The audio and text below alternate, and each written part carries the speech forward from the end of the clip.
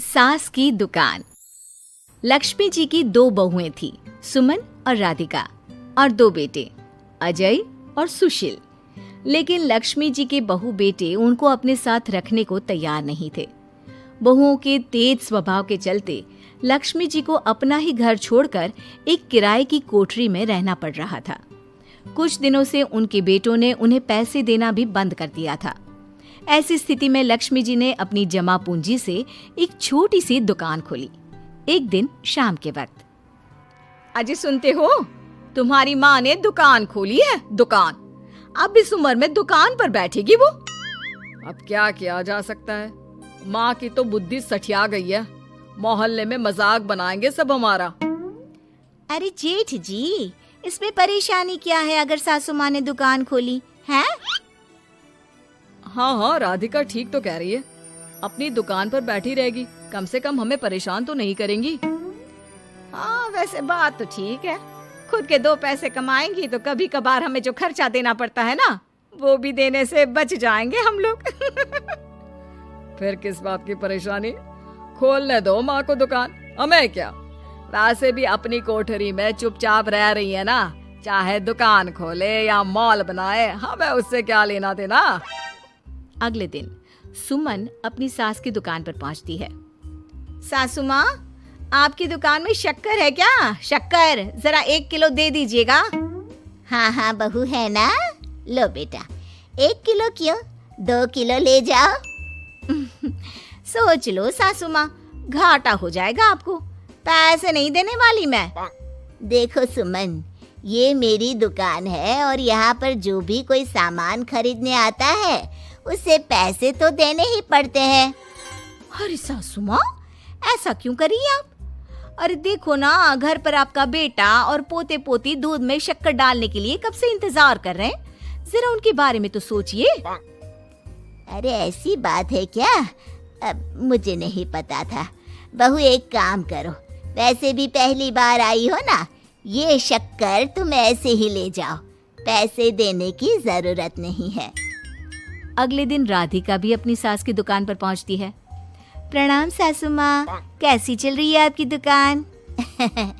बस बेटा, जैसे तैसे करके काम चला रही हूँ। तुम बताओ, घर में सब राजी खुशी है ना? हाँ हाँ मम्मी जी, सब कुछ ठीक ठाक है। बताओ राधिका बहू, कैसे आना हुआ? कुछ काम था क्या? वो ना मम्मी जी, मुझे जरा 5 किलो आटा चाहिए था। मेरे पैर में ना बहुत दर्द है, इसलिए बाजार तक जाने में ना तकलीफ हो रही थी। घर पर बच्चे भूखे बैठे हैं, सोचा आपसे ही ले लेती हूँ। हाँ हाँ, क्यों नहीं बेटा, ये लो 5 किलो आटा ले जाओ। हाँ, लेकिन मम्मी जी, आपने जिठानी जी को शक्कर फ्री में दी थी, तो मुझसे भी पैसे तो नहीं लेंगी ना? हाँ, अच्छा ठीक है बेटा, कोई बात नहीं, तुम ऐसे ही ले जाओ, बच्चों से क्या पैसे लेना। कुछ दिनों के बाद लक्ष्मी का बेटा अजय दुकान पर पहुंचता है। कैसी हो माँ, दुकान तो अच्छी चल रही है ना तुम्हारी? सब मोहल्ले वाले तारीफ करते रहते हैं। अब क्या करूं बेटा, तुमने तो मुझे सहारा दिया नहीं, गरीब माँ को घर से बाहर निकाल दिया। कुछ तो करना पड़ेगा ना अपना पेट पालने के लिए। वो माँ ना बहुओं की बहुत चिक चिक रहती थी। अब देखो कितनी अच्छी जिंदगी है तुम्हारी, खुद कमाती हो, खुद खर्च करती हो, इससे अच्छी भला कोई जिंदगी हो सकती है क्या? हाँ बेटा, दिल को बहलाने के लिए तुम्हारी ये बात भी सही है, लेकिन कोई बात नहीं बेटा, मैं खुश हूँ। अच्छा माँ, मैं क्या कह रहा था, जरा 500 उधार तो दे देना। कमाल की बात है बेटा, तुम मुझसे पैसे उधार मांग रहे हो? तुम्हारे पास पैसों की क्या कमी है? अरे माँ, इस महीने की तनख्वाह नहीं आई और आप तो अपनी बहू को जानती है ना, उसे शॉपिंग करनी है, जल्दी वापस लौटा दूंगा माँ। ठीक है बेटा, ये लो 500 रुपए, लेकिन देखो कुछ दिनों में वापस दे देना, मुझे अपनी दुकान के लिए माल भी तो खरीदना है। हाँ हाँ ठीक है माँ, जल्दी पैसे लौटा दूंगा। बहुत दिनों तक अजय अपनी माँ लक्ष्मी के पैसे वापस नहीं देता और सुमन और राधिका बार बार किसी न किसी बहाने से अपनी सास लक्ष्मी की दुकान से बिना पैसे दिए खूब सारा सामान ले आती है, जिसकी वजह से लक्ष्मी को अपनी दुकान में बहुत घाटा होता है। फिर एक दिन जब राधिका सामान लेने के लिए लक्ष्मी की दुकान पर पहुंचती है, सासू माँ, जरा वो 1 किलो दाल तो देना। नहीं बहू, अब मैं तुम्हें या सुमन को कोई सामान फ्री में नहीं देने वाली। तुम लोगों ने कभी कोई मदद नहीं की मेरी, उल्टा मेरी दुकान से फ्री का सामान ले जाकर मुझे मुश्किल में डाल दिया है। लेकिन मम्मी जी, हम तो आपके बच्चे हैं ना। अगर इतना ही मेरे बच्चे हो तो फिर मुझे घर से बाहर क्यों निकाल दिया? देख बहू, अब मैं तुम्हें 1 रुपए का सामान भी फ्री में नहीं दूंगी। और जाकर सुमन को भी कह देना, आए दिन तुम्हारा पति मुझसे उधार ले जाता है और वापस भी नहीं लौट आता। राधिका गुस्से में घर वापस आती है।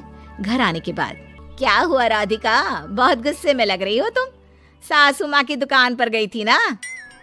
सासू माँ का तो कुछ करना पड़ेगा, जब से ये दुकान खोलकर बैठी है।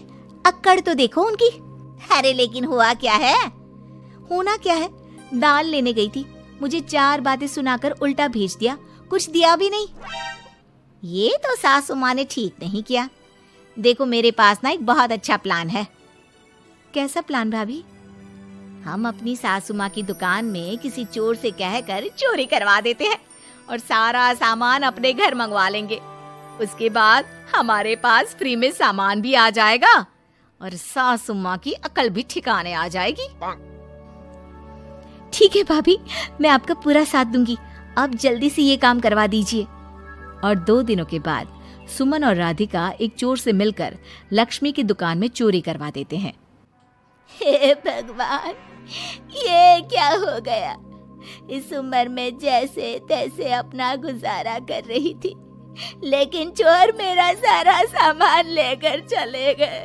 अब क्या होगा? तभी वहां पर राधिका और सुमन पहुंच जाती है। क्या हुआ सासू माँ, बहुत दुखी लग रही हैं आप। अरे क्या बताऊं, मेरी दुकान का सारा माल चोरी हो गया। अब अगर आप अपने ही बहू बेटे को सामान नहीं देंगी तो ऐसा तो होगा ना सासू माँ। अब राधिका की बात सुनकर लक्ष्मी को यकीन हो जाता है कि इस चोरी के पीछे कहीं न कहीं उसकी दोनों बहुओं का ही हाथ है। लक्ष्मी एक प्लान बनाती है। पैसे उधार लेकर अपनी दुकान में फिर से खूब सारा सामान ले आती है। अरे भाभी, देखा आपने, सासू माँ की दुकान तो फिर से सामान से भर गई है। हाँ वही तो, मैं तो सोच रही थी कि एक बार में उनकी अकल ठिकाने आ जाएगी, पर लगता है फिर से कुछ करना पड़ेगा। लेकिन अब हम क्या कर सकते हैं? अरे वही जो हमने पहले किया था। इसका मतलब फिर से चोरी करवाएंगे? हाँ, उसके बिना हमारा काम कैसे चलेगा? और इस बार चोरी करने हम दोनों चलेंगे, कुछ नहीं छोड़ेंगे उनकी दुकान में। सुमन और राधिका दोनों मिलकर लक्ष्मी की दुकान में चोरी कर लेती हैं और सारा सामान चुपचाप अपने घर के स्टोर में लाकर रख देते हैं। लेकिन सुबह होते ही लक्ष्मी पुलिस लेकर सुमन और राधिका के घर पहुंच जाती है। इंस्पेक्टर साहब, मेरी इन दोनों बहुओं ने ही घर में चोरी की है। अरे ना ना इंस्पेक्टर साहब, ये हम पर झूठा इल्जाम लगा रही हैं। अरे हम क्यों इनकी दुकान में चोरी करने लगे? माँ, आपको शर्म नहीं आती अपनी बहू पर झूठा इल्जाम लगाते हुए? हाँ माँ, हम आपके बेटे हैं और ये आपकी बहुएं हैं, आप ऐसा कैसे कर सकती हैं? लक्ष्मी जी, क्या आपके पास कोई सबूत है? अरे इंस्पेक्टर साहब, आप इनकी बातों में मत आइए। ये हमारी माँ है और इनकी दिमागी हालत ठीक नहीं है, इसीलिए तो हमसे अलग रहती हैं। इंस्पेक्टर साहब, मेरी दिमागी हालत बिल्कुल ठीक है और मेरे पास इन दोनों के खिलाफ बहुत बड़ा सबूत है। बताइए, क्या सबूत है आपके पास? आप जरा मेरी दोनों बहुओं के हाथ पानी से धुलवा दो, फिर सब कुछ साफ साफ पता चल जाएगा। अरे हाथ पानी से धोने से क्या होगा माँ? आप दोनों मेरे सामने अपने हाथों पर पानी डालिए। जैसे ही राधिका और सुमन अपने हाथ पानी में डालती हैं, उनके हाथों का रंग लाल हो जाता है और ये देखकर सब लोग हैरान रह जाते हैं। अरे ये क्या, तुम्हारे हाथों का रंग अचानक से लाल कैसे हो गया?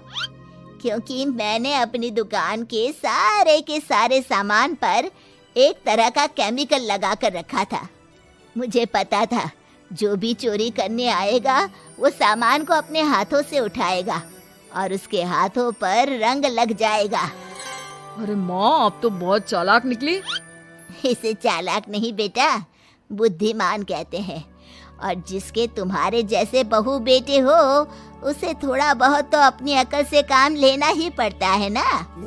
शर्म नहीं आती आप लोगों को अपनी ही माँ को परेशान करते हुए? हमें माफ कर दीजिए सासू माँ, हम आइंदा ऐसी गलती कभी नहीं करेंगे। और हाँ, आपको अपने साथ रखेंगे, आपकी सेवा करेंगे और पूरी इज्जत भी देंगे। हमें माफ कर दीजिए।